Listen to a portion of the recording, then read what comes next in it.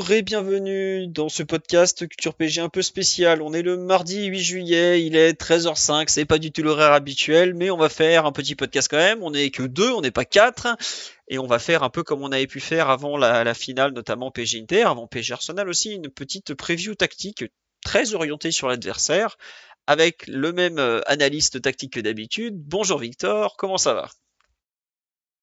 Salut Philo, salut à tous. Ça va bien et toi? Ça va très bien. Je me remets du podcast d'hier soir qui a fini un peu tard, mais on a bien rigolé quand même. On me dit qu'effectivement, on en est au 358e jour depuis la reprise de l'entraînement du PSG le 8 juillet dernier. C'est formidable. Tout va bien. Le 15 juillet, c'était pas, ouais, on est le 8 juillet et c'était le 15, d'où le 358. C'est fou.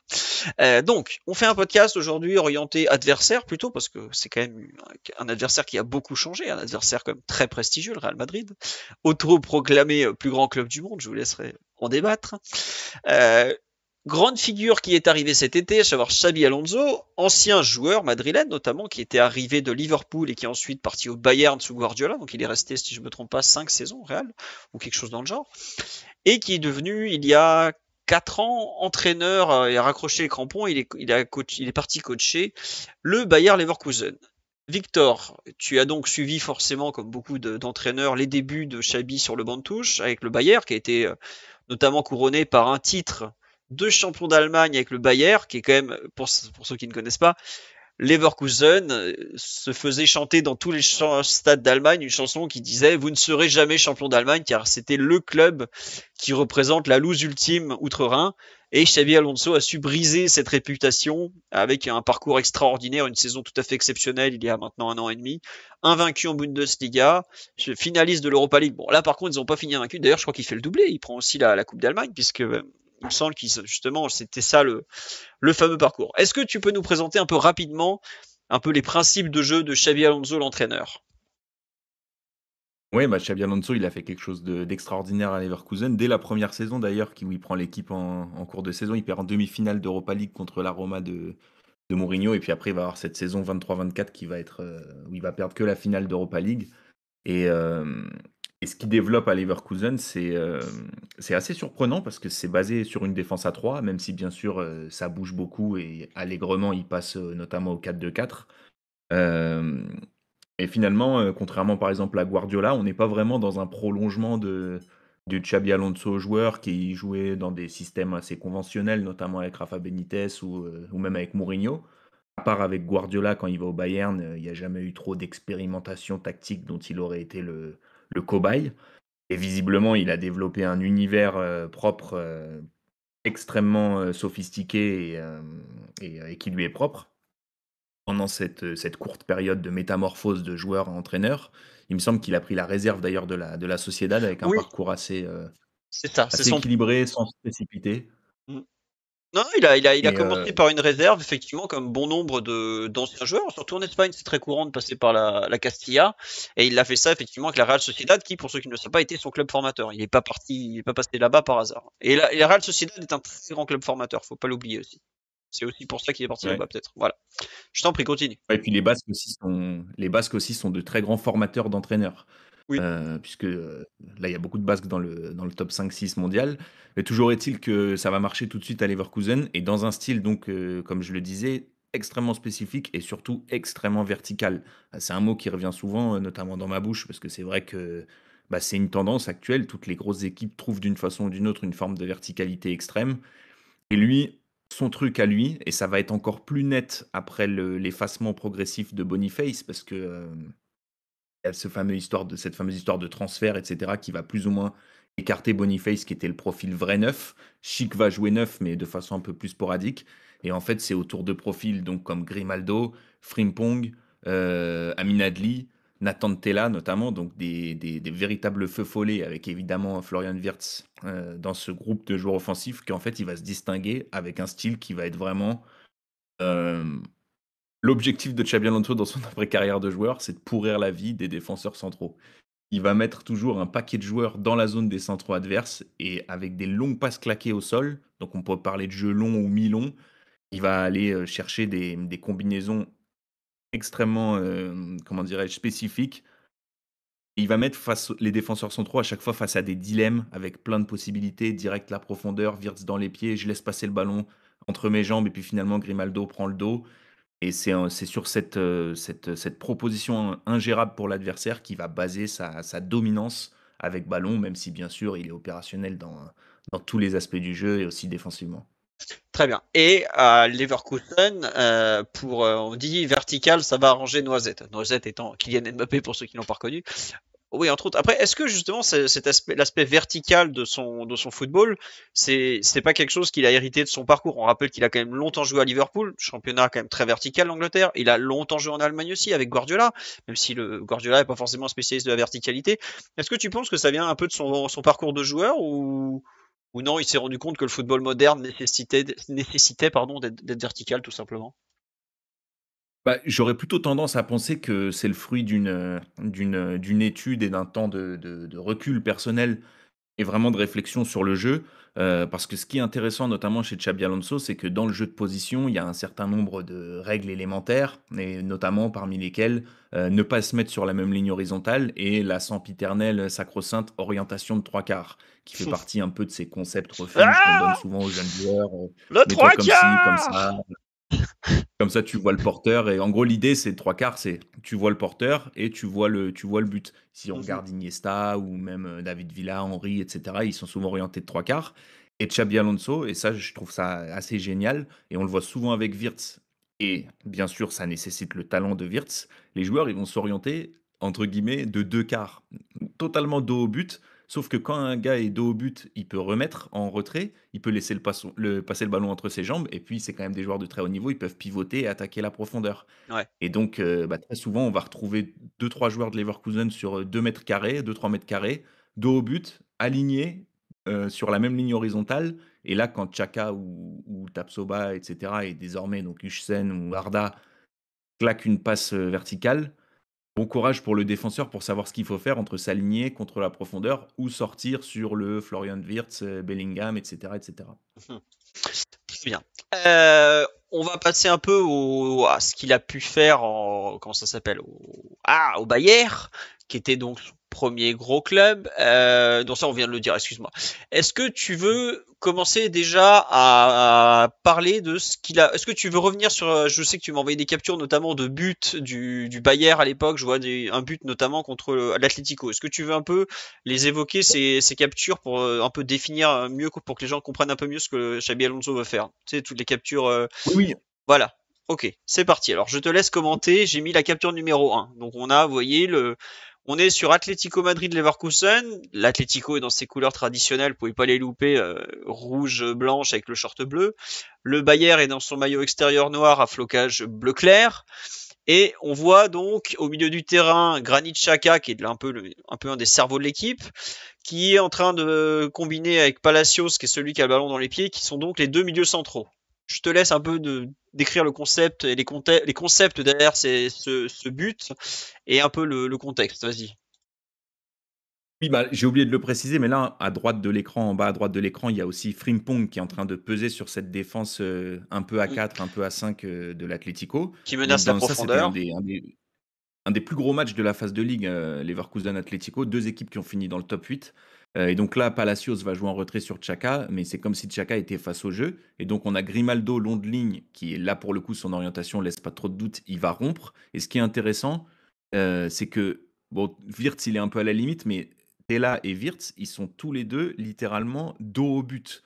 Mhm. Et donc là, pour Jiménez et notamment Clément Langlais, la question c'est que faire à ce moment-là? Est-ce que je m'aligne? Est-ce que je commence à Voilà. reculer pour couvrir Grimaldo? Mais à ce moment-là, Wirtz, il va se tourner et Langlais va suivre Wirtz. Jiménez va suivre un peu Tella, mais surtout, les quatre défenseurs vont rester de face et Grimaldo va rompre dans le dos. Et Tella va se retourner instantanément et attaquer à la profondeur. Je vous Et il va change finir facilement sur la remise de Grimaldo. je vous change la capture pour exprimer ce que tu dis, à savoir Wirtz qui va vers le ballon quand l'autre va vers le but, notamment, et le défenseur, enfin les deux défenseurs centraux qui sont face à l'incertitude du déplacement vertical. C'est un peu ça l'idée, si je comprends bien. Ouais et de tous les déplacements possibles parce que du coup, là de la 2 à la 5 ça fait un peu une petite rafale. On voit donc Mm. Tella qui recule, c'est possible. Wirtz qui recule, c'est possible. Et ce fameux demi-tour, c'est ce que va faire Tella. Et petite parenthèse, ce que je trouve assez intéressant avec cette façon d'entraîner, parce qu'aujourd'hui, on a l'impression que tous les systèmes sont interchangeables et que si je te vends mon analyse de tel ou tel système, tu vas gagner instantanément avec n'importe quelle équipe. C'est basé intégralement sur le talent de Wirtz, parce qu'il n'y a pas beaucoup de joueurs qui peuvent se tourner en étant totalement dos au but comme Florian Wirtz, et c'est pas un hasard si malgré cette dimension très calculée de ce jeu de Xabi Alonso, eh bien Wirtz a été rayonnant, et que du coup leur succès tord un peu le coup à l'idée que parce que tu travailles tactiquement, tes grands joueurs vont pas s'exprimer. Et du coup, ce qui est intéressant, et on le voit du coup sur la 6, Ce que je viens de il me mettre, semble, donc, oui, c'est c'est qu'au ça. au moment du contact avec le ballon, on voit bien notre cher ami Molina, l'Argentin, qui est L'arrière toujours droit. orienté de face. Le hors-jeu va sauver l'Atlético, mais il n'avait aucun contrôle de la profondeur. Et derrière, Tella va se trouver en situation idéale pour finir.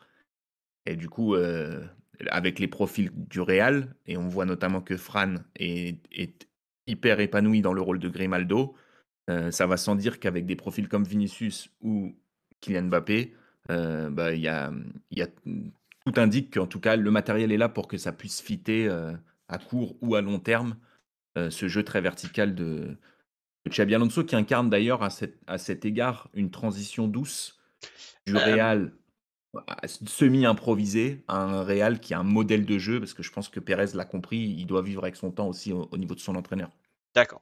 Je me permets de passer sur la capture justement. On va se éviter le but en Bundesliga là, le Bayer. Je peux je préfère avancer jusqu'à la capture numéro 15. Ça te va? Où justement, Oui, oui, bien sûr. on est sur Salzbourg-Real. Donc, pour ceux qui n'ont pas le contexte, c'est le troisième match de poule. Le Real a fait 1-1 ou 2-2 contre Al Hilal au premier match.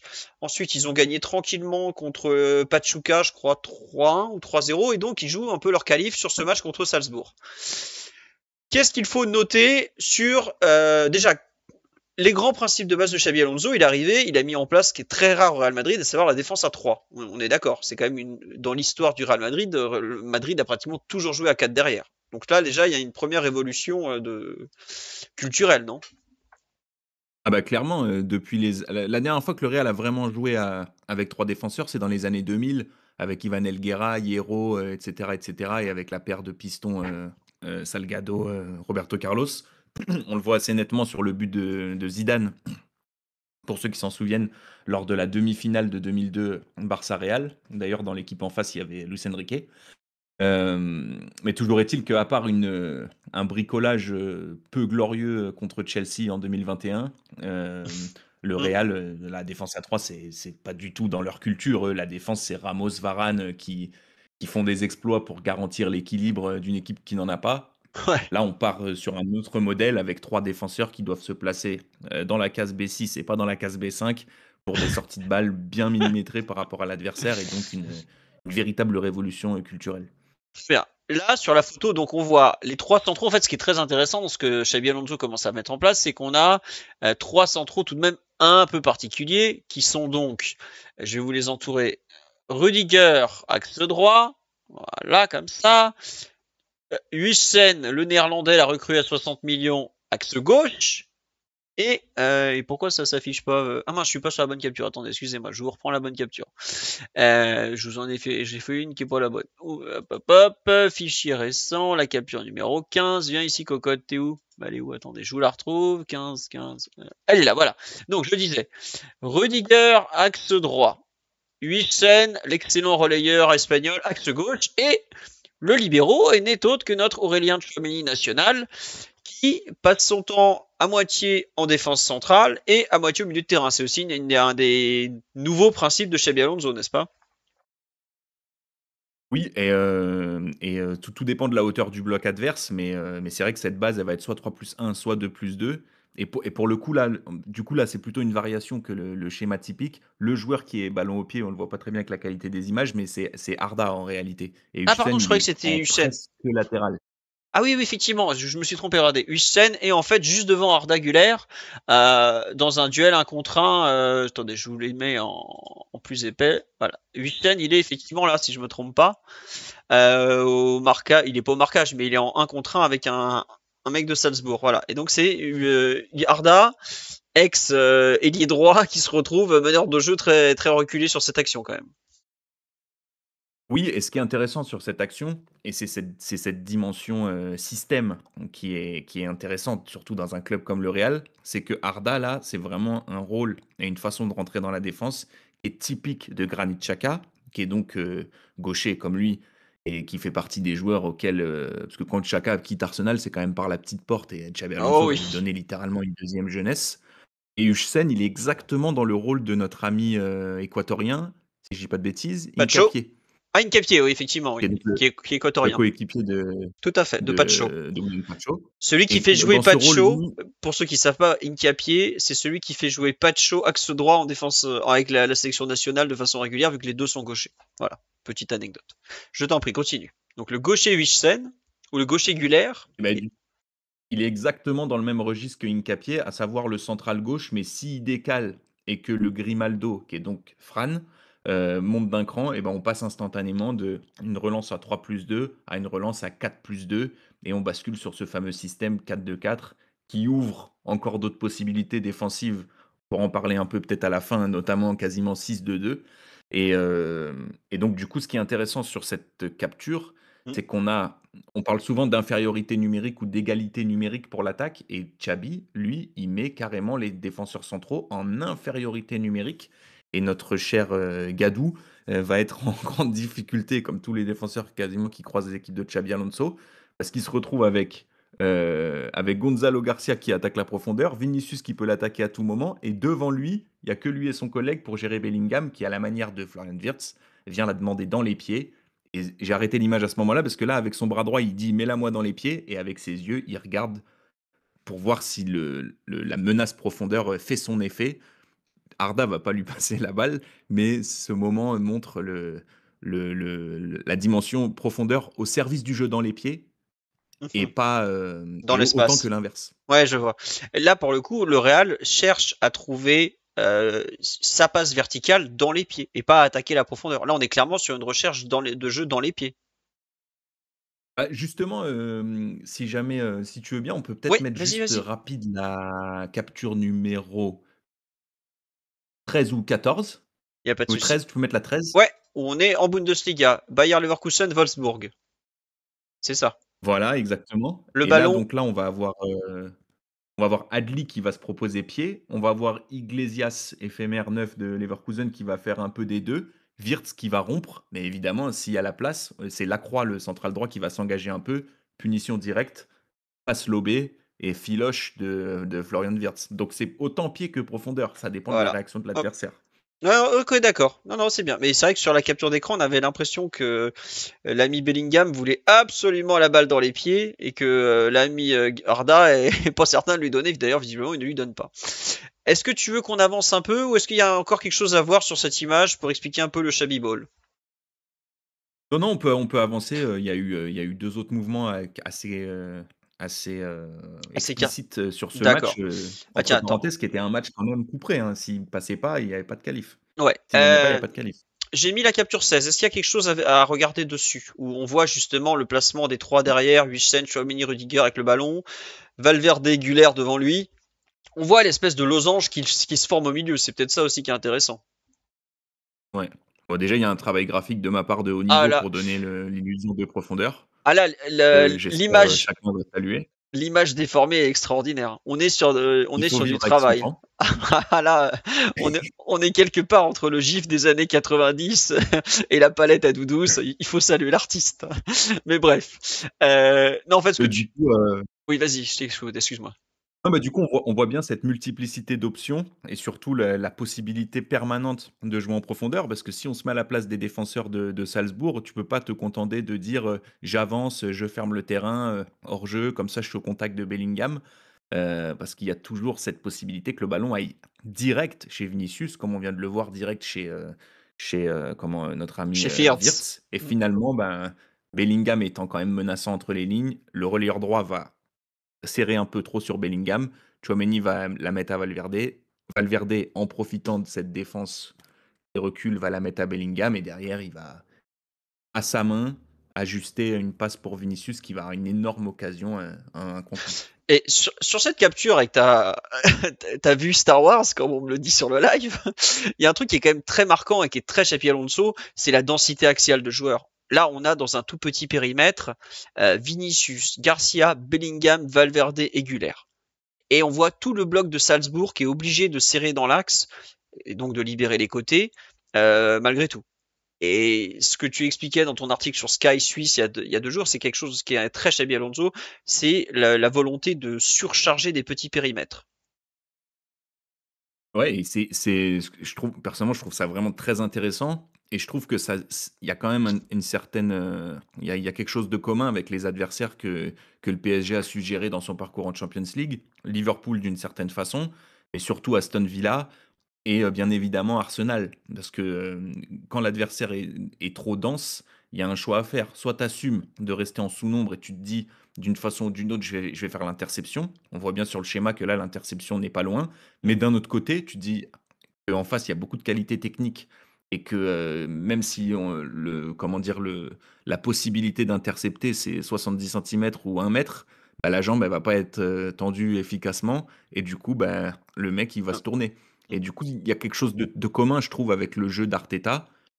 Et donc, évidemment, la réponse de Paris défensivement, et on a vu qu'il y a eu plusieurs réponses cette année, avancer ou reculer, va être intéressante à suivre, même si, bien sûr, le PSG aura le ballon la plupart du temps. Juste, bah tiens, c'est marrant, si personne me dit sur la live, ouais, nous on sait utiliser la largeur. Ah oui, après, chaque équipe va jouer selon ses forces, mais là on parle plus animation offensive pour l'instant. Est-ce que je montre la variante avec le Arda justement où en gros on a un peu de le même cas, le ballon est dans les pieds de Arda, bah, c'est la capture précédente mais vue Star Wars. J'adore cette appellation vue Star Wars, je Ouais. crois. On va la garder pour un bon moment, c'est là. Où on voit donc le ballon là est dans les pieds de Arda tout en bas de l'écran. Et là aussi, pareil, sur un couloir de 20 mètres de large, tu as 5 solutions et tu as 8 adversaires aussi qui se retrouvent totalement compressés sur un tout petit bout de terrain, quoi. Et c'est pour ça que je me permets de penser, parce que je comprends qu'on puisse croire que c'est un peu prématuré, que Xabi Alonso a déjà Mhm. largement checké ses temps de passage pour un entraîneur qui est là concrètement depuis quelques semaines au niveau de la transmission de sa pédagogie. Parce que là, cette image, elle correspond tout à fait à ce qu'on a vu de l'Atlético contre Leverkusen tout à l'heure. Fran Garcia, il est exactement dans le rôle de Grimaldo et Gonzalo Garcia, il est exactement dans le registre de Wirtz et Vinicius dans celui de Tella. Et du coup, là, pour les défenseurs, bon courage pour faire un choix, parce que si Gadou, il sort un peu trop sur Garcia, eh ben, il n'y a plus de couverture pour Vinicius qui se retrouve un contre un. Mhm. Donc, des gros problèmes, enfin, des grosses problématiques, des gros challenges proposés aux défenseurs centraux adverses. Très bien. Est-ce que tu veux qu'on mette, on avance sur les captures? Est-ce qu'on passe sur Real BVB peut-être plutôt? Parce qu'on là, on a vu un peu les idées générales sur Real Salzbourg. Ou t'as encore une chose à dire sur ce match-là? Non, bah, tu peux peut-être juste montrer comment, Tu me la dis. capture numéro 22 Ouais, et 22. la. Gadou contre Arda, tout ça là, Ouais. c'est ça? Donc voilà, on est sur Je- la capture numéro 22. Pour ceux qui ne reconnaissent pas, donc Gadou est donc le central droit qui s'avance très légèrement. Je vais vous l'encadrer là, voilà. Hop, il est là, Gadou, c'est l'ancien de chez nous. Et évidemment, bah, on voit Vinicius qui est prêt à partir dans son dos. Tout simplement, c'est ça que tu veux nous montrer? Ouais, puis ce serait vraiment intéressant d'avoir le ressenti du défenseur parce qu'on ne peut pas dire qu'il fasse mal. Il s'engage sans trop se surengager, mais après, bah, c'est là où, pour que ça marche, il faut que le joueur à la base, ce soit un joueur de grand talent, donc comme Arda ou précédemment Chaka. Mais s'il se surengage un peu trop, ça part profondeur. Et s'il se dit, bon, je vais rester avec mon copain derrière parce que quand même, c'est Vinicius l'avant-centre, eh ben, il suffit Enfin, il suffit, c'est un bien grand mot que Gonzalo, en l'occurrence, ait la présence d'esprit plutôt que de dévier, de se tourner et prendre de la vitesse. Et c'est comme ça que Wirtz a pris tant de fois de la vitesse face aux défenseurs. Ils se sont dit, bon, on va rester avec le 9. Mais non, non, Florian Wirtz, il se retourne et il allume. Ou il prend de la vitesse. Donc, très, très dur pour Gadou et ses partenaires de faire ce qu'il faut derrière.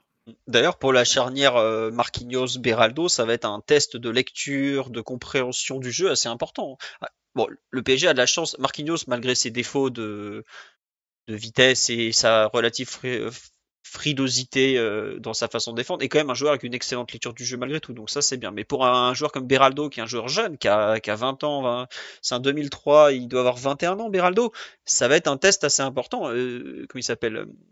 Gadou, pareil, c'est un joueur très jeune. Gadou, il a 19 ans maintenant, il doit avoir 18 ou 19. C'est des situations très très compliquées à gérer. C'est là où, par exemple, un défenseur d'expérience ou comment on dit, très rodé va être particulièrement important. Quand on parle de l'expérience, c'est quand même notamment sur ce genre de situation que ça peut être le plus utile. Mais je t'en prie, on avance. Est-ce que tu veux montrer sur la façon dont le Real a attaqué la profondeur contre le Borussia, par exemple, après la capture que je viens de mettre en place? Oui, parce que je trouve que ce qui est intéressant sur ce match, alors évidemment, il faut le mettre dans le contexte de on joue l'après-midi, il fait très chaud, Ouais, et cetera. Alors, entre parenthèses, comment dirais-je? C'est aussi le foot, hein, un footballeur, il doit être capable de jouer sous 30 degrés plein d'après-midi. Ça se joue pas que 12 degrés euh, à 18 h le mais football. surtout que le match du PSG, c'est exactement à la même heure, hein. C'est même stade, même heure, hein. Donc il va falloir qu'ils s'y fassent, les types, hein. Voilà. Et ce que je trouve intéressant dans ce match-là, donc où le BVB donc défend à 5 comme c'est, il me semble, le cas régulièrement avec Niko Kovac, Oui. c'est que donc Xabi Alonso concrètement, je sais pas combien de séances d'entraînement il a avant d'arriver à la coupe du monde des clubs, mais pas beaucoup.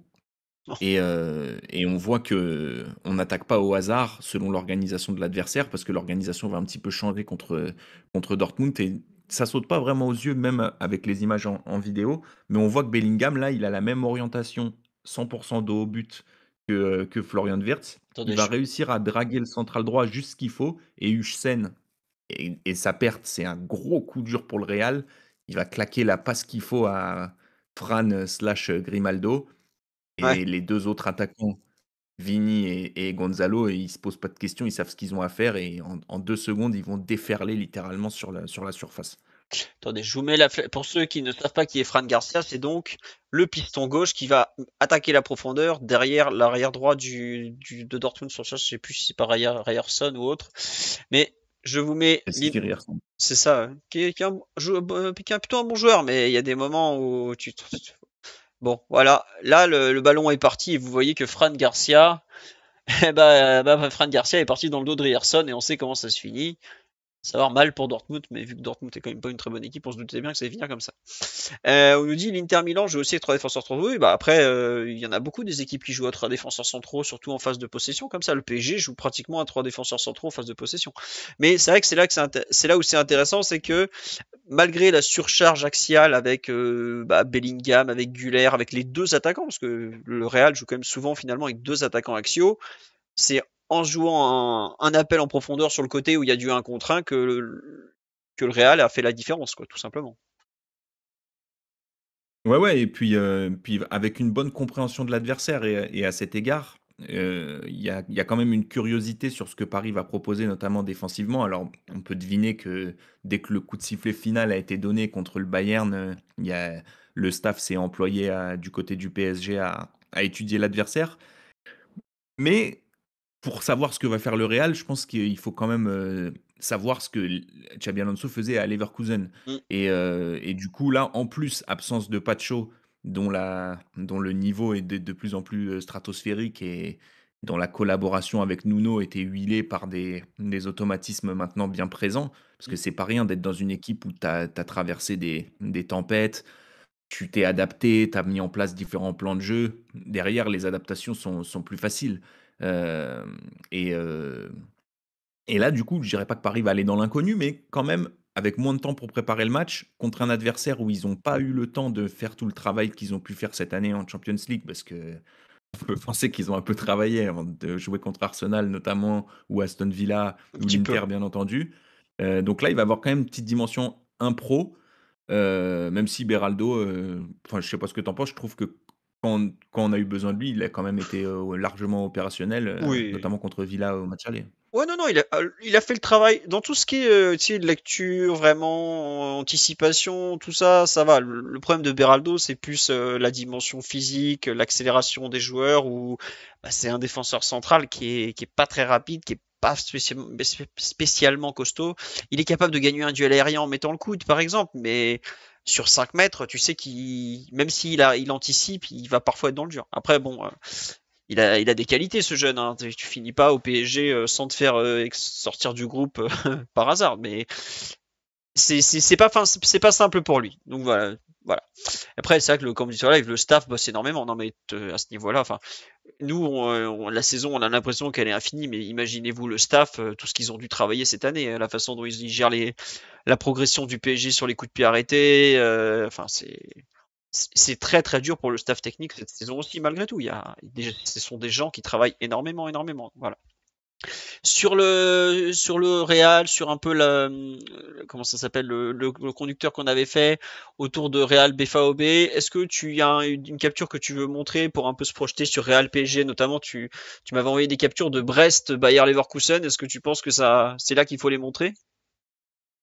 Bah, pourquoi pas, je te fais une petite gribouille là, rapide Vas-y. sur, sur le PSG, comment le PSG pourrait attaquer. Avant de la montrer, bah déjà, je pense qu'il y a un premier duel, puisque comme on l'a vu tout au long de l'année, au cœur du jeu, il y a 3 duels toujours avec le PSG qui va Hum, être déterminant. C'est bien évidemment Jean Neves contre Arda Güler. Il y a fort à parier qu'il va pas le lâcher et qu'il va rester sur lui. ouais. Et, du coup, après, moi, je sais pas qui va jouer au Real, mais bon, je te cache pas, je regarde pas tous les matchs de la Castilla, j'en ai jamais même vu de ma vie. Mais notre ami Gonzalo Garcia, d'après sa page Transfermarkt, il a joué le plus clair de son temps, de sa jeune carrière, ailier. Oui. Alors du coup, pourquoi pas 4-2-3-1 avec Mbappé avant-centre et Gonzalo ailier droit. Ah oui, ça peut. Ça me Ouais, ouais. semblerait tout à Alors, fait dans le thème. le problème que si tu fais ça, c'est que Gonzalo Garcia, il y a un moment, il va passer son temps à être avec Alexander Arnold à faire Guevara, quoi. Et je sais pas s'il a C'est cette un peu la, parce que je pense que des deux équipes, celle qui aujourd'hui est la plus mature avec le ballon, c'est quand même plus le PSG que le Real, vu que le Real est au tout début d'un projet. Et est-ce que justement Xabi Alonso va mettre en place une idée, est-ce qu'il va avoir une approche plutôt défensive pour sa composition, savoir s'adapter aux forces du PSG, notamment les trois derrière, l'énorme possession, les trois au milieu pardon, l'énorme possession, les ailiers parisiens, les décrochages permanents, les inversions de position, ou est-ce qu'au contraire il va dire écoutez, on va défendre un peu comme on peut et on va tenter de maximiser nos forces par rapport à leurs faiblesses. Et ça, tu vois, c'est par exemple aujourd'hui on sait pas encore à à- quel à point. Oui, vas-y, pardon. Excuse-moi, à cet égard, je pense qu'on peut ouvrir juste une petite parenthèse sur Xabi Alonso, parce que Hmm. c'est vrai que Xabi Alonso, il entraîne Leverkusen, c'est pas une équipe déjà hyper médiatique en Allemagne, donc ça va sans dire qu'en France, Leverkusen, on passe vite fait dessus. Oh, ils ont gagné, oh tiens, 3-0 contre le Bayern, on en parle vite fait et puis on passe à autre chose. Totalement. Euh, mais s'il y a bien une caractéristique de Xabi Alonso qui le définit en tant qu'entraîneur, c'est pas un entraîneur qui est là pour se prendre des buts en laissant 40 mètres dans le dos de la défense, perdre et dire oh, on méritait pas de perdre, on a bien joué. Xabi Alonso, quand il a pas le ballon, c'est un bétonista de première. Et j'en parle vite fait dans l'article. Et d'ailleurs, à cet égard, le match contre Je, l'Atlético était très intéressant. Mais je... que ce soit ce match contre l'Atlético ou notamment le match extrêmement serré que le Bayern a joué contre l'Inter en phase de Ligue, qui s'est débloqué sur un coup de pied arrêté avec un but de Nordi Mukiele, je crois, à la 85e. Tout à fait. Quand il n'a pas la balle, Xabi Alonso, il n'est pas là pour te donner de l'espace ou pour mettre du rythme dans la rencontre. Et d'ailleurs, Grimaldo, Frimpong, ailier, en phase défensive, c'était pas des ailiers. Ah non, non, non, ils sont sur la ligne, hein. Ils regardent le hors-jeu comme les autres, hein. Non, mais oui, voilà, faut pas voir Xabi Alonso comme uniquement la partie offensive. Il y a aussi une réalité défensive. Et la réalité défensive, c'est que des fois, il est capable de t'envoyer des 6-3-1 ou pas loin, quoi. Faut en avoir conscience, hein. Bon, il n'est pas. D'ailleurs, il a fait en sorte de mettre Trent au duel avec Adeyemi Mhm. contre Dortmund, alors que le match précédent, parce que même contre Salzbourg, avant le but du 1 ou du 2-0, du 1-0 à la 39e sur une attaque rapide, le Real, il passe 4 minutes sans la balle, avec deux trois contre-attaques partant du bloc bas avortés. Mais ça les dérange pas, ils paniquent pas et finalement ils vont faire la différence. Mais son bloc bas, il le travaille. Donc je pense que quand Paris aura la balle, c'est un match qui devrait largement ressembler à PSG Aston Villa notamment. D'accord. Bon, on espère la même fin. Surtout à l'aller d'ailleurs. Au retour, on n'espère pas la même chose, non, par contre. Sur justement la façon, sur ce qu'on peut attendre de Real PSG, toi, tu imagines effectivement que Xabi Alonso pourrait faire une sorte de 4-2-3-1 avec ce que tu disais, Gonzalo Garça, qui est un peu la sensation du Real à cette compétition, sur le côté droit, donc pour justement. Bah, ça dépend du scénario du match qu'il prévoit parce que est-ce que c'est mieux de le rentrer, le Gonzalo, ou est-ce que c'est mieux de le sortir, en sachant qu'on peut repenser aux propos de Thiago Silva, notamment sur le championnat brésilien, où il disait en gros, il n'y a pas moins de niveau chez nous, c'est juste que le match il dure une mi-temps en fait, parce qu'après il fait trop chaud. Et c'est pas absurde comme raisonnement, donc peut-être que la première mi-temps sera si importante que Xabi pourrait envoyer les chevaux. Et je t'ai gribouillé un petit Je... schéma offensif du Real. Oui. J'espère qu'il n'y a pas de saucisse dedans. Mais si on s'en tient à ce que le Real a proposé et un peu à ce qu'on a vu de Leverkusen, moi je pense qu'on pourrait avoir quelque chose comme ça, par exemple. Alors attendez, Avec, je vous charge l'image au plus vite, mes amis. Nous sommes là là, j'ai aux mis mon confins gardien de lié la droit, là. là, nous sommes aux confins de la technologie. Je vous l'annonce. Attendez. Hop, il est où, Chabi? Ah! Merde. Pardon Il est pour. sur WhatsApp, hein, Ouais, je petit dessin. sais. Ça, je l'ai trouvé, merci. Le problème, c'est tout le reste. Alors, attendez. Hop, on va prendre cette version, ça. Attendez. Ah! Je suis désolé. Alors, en plus, ceux qui vont écouter en replay vont dire, mais qu'est-ce qu'il fabrique? Je fais ce que je peux. Et on va CTRL R en 750. Voilà. Et Xabi Alonso, il a disparu. Voilà ce que tu m'as envoyé. Donc où on a. Donc tu penses comme la plupart des gens que le remplaçant de Wissem sera Asensio, qui avait été expulsé lors du deuxième match contre Pachuca et qui est peu à peu revenu. Tu vois donc Rudiger central droit, Alexander Arnold à droite. Je te laisse commenter ta capture. Vas-y, tu me dis ce que tu veux que je mette en avant. Non, bah si on se base un peu sur ce qu'on a vu, que ce soit du Real ou de Leverkusen, ce serait un mouvement. Bien évidemment, il y aura différents mouvements qu'on pourrait voir. Alors, je te cache pas qu'en regardant le Real pendant la Coupe du Monde des clubs, j'avais momentanément oublié que Huijsen était droitier. Parce Ouais, qu'il était tellement à l'aise il est sur ce rôle de ambidextre. Non mais interpied. ouais, il est trop fort. Ah, Et il a. donc, du coup, là, grosse tuile. Pardon, Donc, vas-y, tout est vas-y, possible. continue. On pourrait. Ouais. Pardon? Non, continue, excuse-moi, je t'ai coupé, c'est tout. Ouais, non, je t'en prie, mais je disais tout est possible et pourquoi pas même une asymétrie de l'autre côté, avec un focus sur le côté droit. Mais si on pense à des schémas un peu Xabi Alonso-esque, on pourrait avoir donc Fran Garcia, Vinicius, Mbappé sur la même ligne horizontale, Valverde dans le rôle du Frimpong de l'autre côté. Et donc, on pourrait avoir Fabian Ruiz sur Tchouaméni et Jean Neves sur Arda, en sachant que bien évidemment, Xabi Alonso, pas né de la dernière pluie, il va essayer de varier pour pas donner aux Parisiens des repères trop solides. Et puis que aussi, lorsque par exemple Arsenal avait réussi à bien se sortir du pressing du PSG qu'ils avaient compris, le PSG s'en était sorti en ajustant, en bricolant bloc bas. Mais en tout cas, je pense qu'on pourrait voir quelque chose comme ça. Parfois, peut-être Fran Garcia aussi va reculer, Vinicius large, Bellingham qui attaque le dos. Mais ils vont Mhm. essayer, en tout cas, ce qui est sûr, de mettre du monde dans la zone de Beraldo et de Marquinhos. Marquinhos et de challenger soit leur station trop basse, soit leur station trop haute. D'accord. Attendez, je vous mets la fameuse zone qui risque d'être surchargée. Ça va être globalement celle-là. Voilà, je voulais encadrer, entourer en bleu. C'est là où il va y avoir du monde et c'est là où, en fait, il y a un élément clé dans ce que tu dis pour l'adversaire du Real. C'est vraiment l'aspect communication, quoi. Savoir être toujours très au fait de ce que ton partenaire juste à côté va faire, parce que tu le perds ou tu te désynchronises ou les deux font la même chose et quelque part, clac, c'est fini, quoi, en fait. Enfin, après, il faut que en face, ils soient en mesure techniquement de mettre en place ce qu'ils veulent faire, mais tu as quand même une vraie dimension de coordination, de synchronisation, de clarté du plan de jeu qui est vraiment nécessaire quand tu joues face à une équipe qui, comme ça, enfin, quelque part, te propose des 2 contre 2 à des zones du terrain où c'est plus très courant dans le football moderne, quand même, de faire des 2-2 comme ça sur la charnière. Il n'y a plus beaucoup d'équipes qui font ça, Victor, si je me trompe pas, quand même. En tout cas, Xabi Alonso le fait plus qu'un autre et lui, on pourrait même dire c'est 3-2. Parce que même si je ne Ouais. l'ai pas très bien mis en lumière là avec mon gribouillage, plein de fois on a vu Wirtz entre les lignes, alors Mm. que tous les Tela et tout qui étaient à son service quand même, bah, lui étirer le bloc. Et c'est pour ça qu'en fait on cherche à s'aligner. Et, et comment dire? Et voilà, c'est là où Xabi Alonso, il désobéit et surtout, Hop. parfois, où il y a des trucs tout cons à rappeler, mais quand tu te bats avec une équipe qui fait un hors-jeu comme le PSG, il suffit d'en trouver un seul en Mmh. jeu.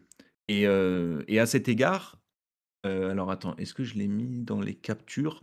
Il y a un mouvement qu'on voit souvent du côté de Leverkusen, Ouais. c'est il y a pas de mot en français pour ça, mais les Anglais, ils disent dummy. C'est l'effet de laisser passer la balle entre tes jambes. Ah oui. Et ça, on l'a très souvent vu à Leverkusen, notamment contre le Bayern. Plusieurs fois, ils l'ont fait. Et le truc, c'est que là, si par exemple Arda Güler, il arrive à se trouver libre et il claque une passe dans la direction de Vinicius et Mbappé est hors jeu. Si c'est Fran Garcia qui attaque la balle, eh ben, il est pas hors jeu lui. Donc ça ouvre une infinité de possibilités. Bon, je pense pas que le Real sera rodé comme Leverkusen après 2 ans de Xabi Alonso, mais par Mmh. contre, on peut penser qu'ils vont passer une bonne partie de la préparation de la rencontre sur ce qu'ils vont faire avec ballon, quand bien même ils auraient 3 temps de jeu par mi-temps. D'accord, c'est intéressant. Sur l'aspect, est-ce qu'il y a un autre aspect de cette confrontation PSG Real que tu veux mettre en avant ou pas du tout? On a globalement un peu fait le tour et on a à peu près présenté ce qu'il Non, mais faut. il y aura plein de choses intéressantes à voir. On a vu le Real aussi très dangereux et c'était le cas de Leverkusen et ça avait fait la différence, notamment lors du 3-0 contre le Bayern en sortie de corner défensif. Parce que après tout, c'est des transitions quand tu viens de faire un corner. Et puis on va voir aussi ce qu'ils vont piocher dans ce qu'a fait le Bayern avec la balle, parce qu'ils ont quand même réussi à provoquer un carton rouge avec leur animation offensive. Hmm. Euh, mais sinon, non, je pourrais élargir un peu. En tout cas, moi, je suis très excité de ce match. Même si c'est l'après-midi, même s'il fait chaud, je suis assez enthousiasmé par la Coupe du Monde des clubs, même si ça n'est pas parfait. Et du coup, c'est une belle chose qu'on ait un sommet européen en demi-finale. Hmm. Et même l'autre match, moi personnellement, je vais le suivre avec beaucoup d'intérêt. Ah bah surtout Fluminense, l'avantage de Fluminense c'est que c'est un football qu'on voit jamais parce que le championnat brésilien est très peu diffusé en France et là tu les vois un peu à la fois avec leur principe de jeu et en adaptation à l'Europe en fait. D'habitude ils s'adaptent au football brésilien donc tu as une adaptation football brésilien contre football brésilien. Là c'est football brésilien contre football européen parce que Chelsea malgré tout Maresca c'est un Italien qui a fait toute sa carrière à Séville en Angleterre ensuite tout ça en Italie évidemment aussi. Donc c'est vrai, il est vraiment très très européen et très Première Ligue, qui est quand même un championnat tactiquement très riche vu la qualité des entraîneurs, même si des fois on le présente comme un championnat un peu pauvre tactiquement, c'est quand même absolument tout le contraire. C'est aussi ça l'intérêt, c'est de voir la confrontation de deux modèles de jeu, deux idées de jeu qui ne se croisent pas en temps normal, puisque tu ne joues pas le même football, comme l'a dit Thiago Silva au Brésil et en Europe, ne serait-ce que les conditions, les terrains, la météo, le chaud. Il faut savoir que les équipes brésiliennes jouent des 70-80 matchs, donc tu as beaucoup moins de travail d'entraînement. Voilà. Oui, Victor? Ouais, clairement. Attends, parce que je branche mon ordi parce que sinon ça va couper.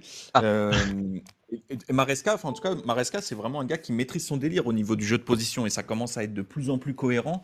Je pense qu'eux aussi ils comptent sur ce mondial des clubs pour valider tous ces progrès qu'ils ont fait, qu'ils ont quand même gagné une Coupe d'Europe cette année. Arteta, avant de jouer après le match contre Chelsea, qui était donc peu avant PSG Arsenal, il a dit que Chelsea c'était la meilleure animation offensive de Première Ligue. C'est pas rien. Et d'ailleurs, quand on avait regardé les adversaires de Villa, on avait vu que Chelsea, ils avaient fait du bon boulot contre Aston Villa. Mais Fluminense, en tout cas, juste sur Fluminense, l'Inter de Kivu, les premiers matchs, franchement, étaient vraiment pas mal, dans un style là aussi très positionnel pour le coup. Et notamment le match contre River Plate, très réussi. Et donc Fluminense, ce qu'ils ont fait contre l'Inter, c'est vraiment du travail de crapule de première. Ils ont éteint leur animation offensive en cassant le rythme avec un bloc bas vraiment maîtrisé. Et donc, on va- c'est une équipe redoutable avec un certain talent et très très motivée pour aller au bout, je pense.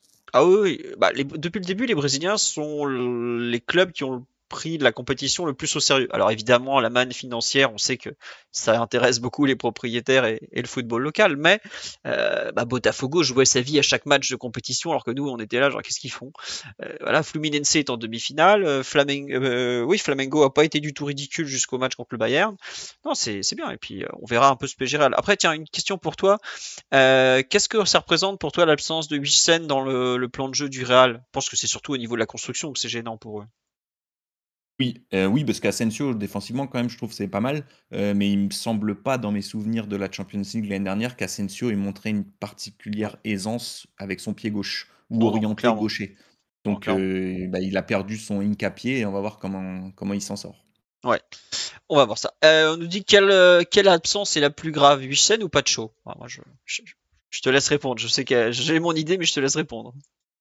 Bah, non, Huijsen largement. Je pense que Ah Nuno ouais? absent, ça aurait été une sacrée tuilasse. Mais Pacho, même s'il est excellent, Huijsen est déjà plus indispensable que lui dans une équipe qui a peu de repères collectifs. Bah, avant l'absence de Marquinhos, avant Aston Villa, tout le monde était très inquiet et ça s'est très bien passé.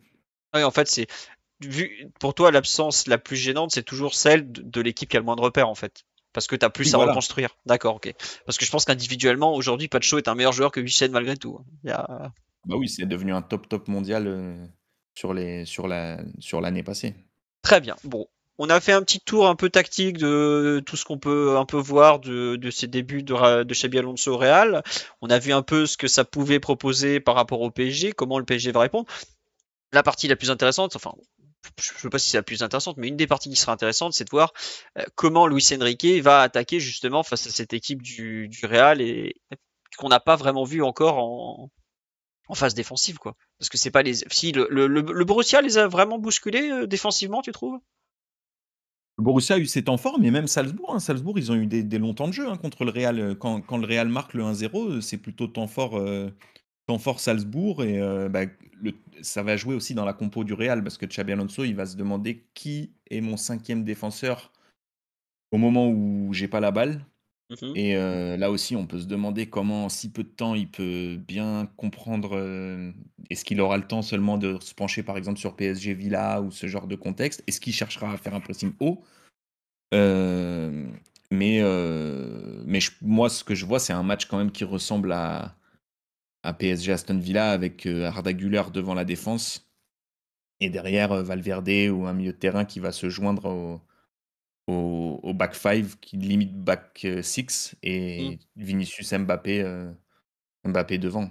Et Paris, je pense, avec la balle, va envoyer Nuno comme contre Villa et peut-être Fabian va venir un peu dans la défense à côté de Beraldo et Marquinhos. D'accord, bah écoute.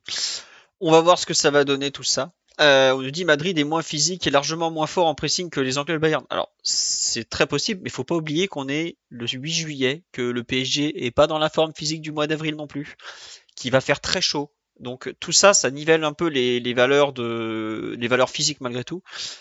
Donc il faut bien l'avoir en tête. C'est dur de répéter des pressings quand il fait 30, ressenti 35, je crois. Euh, voilà. Faut avoir conscience que c'est pas pareil de jouer au Parc des Princes le 2 avril, temps 17 degrés où t'as rien fait depuis une semaine et de jouer à New York à 15 heures avec 35 degrés après t'être fadé le Bayern Munich en 98 minutes, dont un quart d'heure à 10 puis à 9 quand même.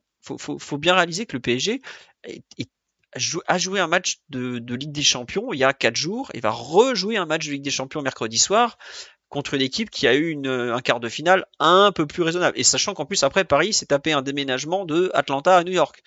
Donc, l'enchaînement des rencontres va plutôt en faveur du Real au niveau physique, pas forcément au niveau organisationnel, parce que je parle sur le terrain organisationnel, hein, parce que ils ont moins de temps pour étudier l'adversaire, mais c'est une compétition sur un format très court. C'est pas pareil que Ligue des Champions où des fois tu as une semaine où tu connais le tirage au sort. Là, le PSG savait qu'il pouvait jouer Aston Villa 2 mois avant. Donc tu as le temps d'étudier tous les détails.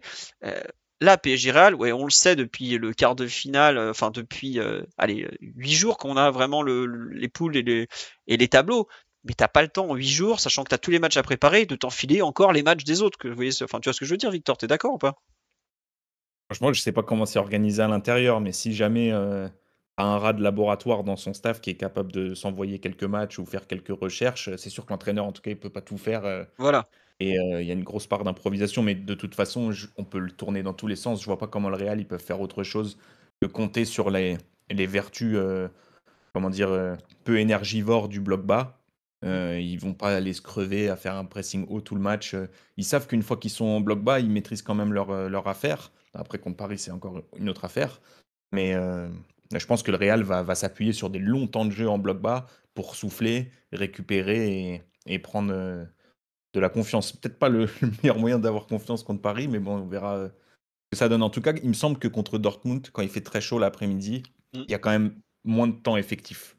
Il y a peut-être 10 ou 15 minutes de moins de temps effectif sur toute la rencontre. Ouais, t'es à 53, 54 minutes au lieu d'être à 60, 62, quoi, c'est ça à peu près? Peut-être même encore moins, je pense. Ah ouais, à Parce ce que point-là? les remises en jeu et tout, ça prend 10, 15 secondes. Ouais. Faudra voir le rythme de la rencontre. Mais bon, après, ça, c'est une réalité du foot aussi, si je dis pas de bêtises. Les Mm. matchs de Coupe du Monde, les grands classiques qui jouent l'après-midi sous le cagnard, ils n'ont pas le même rythme que des matchs de Champions League qui se jouent à 19h où il fait 10 degrés.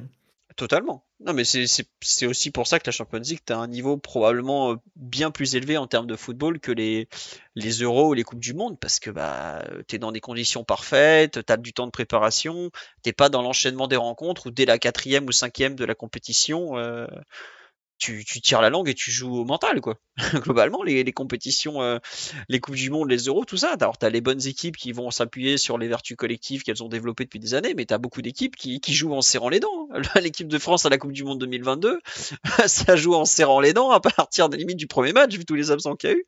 Donc, c'est ça les tournois courts. C'est pas la même réalité que les saisons de football, et on y va, quoi. Et si on me dit salutations à Didier Deschamps, énorme spécialiste du format court, hein.